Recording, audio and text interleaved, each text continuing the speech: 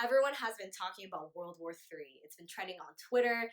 People have been making memes about it, and especially about being drafted. And I'm going to explain why it's unlikely that we'll be drafted and explain kind of what's going on in Iran so that by the end of this video, if any of your friends ask you about the situation, you'll be able to explain it to them. Basically, yesterday, January 3rd, the third day of the new decade, President Trump ordered a drone strike against the second most powerful man in Iran, General Qasem Soleimani. Now, the only person who is more powerful than this guy is the supreme leader of Iran itself. So you can see why that's kind of a big deal that this guy was assassinated. Soleimani was a national icon. He was a point of pride in the nation of Iran, a very charismatic and influential leader, a great military strategist and military commander.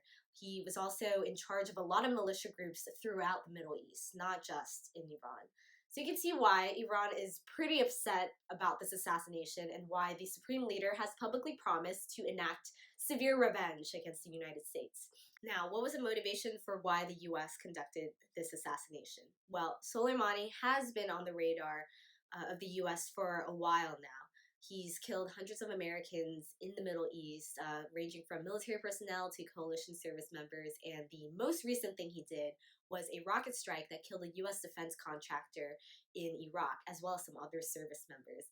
The administration, right before Trump gave the okay for the drone strike, said that they had reason to believe that Soleimani was going to plan an attack against American diplomats and military personnel very soon.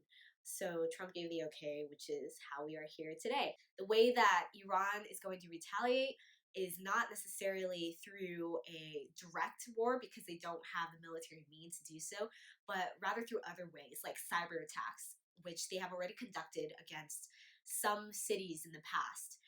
For example, the city of Atlanta, they've done it to banks, casinos, even a dam in New York.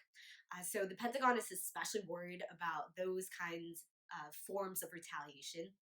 And Iran is also in control of a really important body of water called the Strait of Hormuz, where a third of the world's liquefied natural gas passes through and almost 20% of the world's oil production flows through.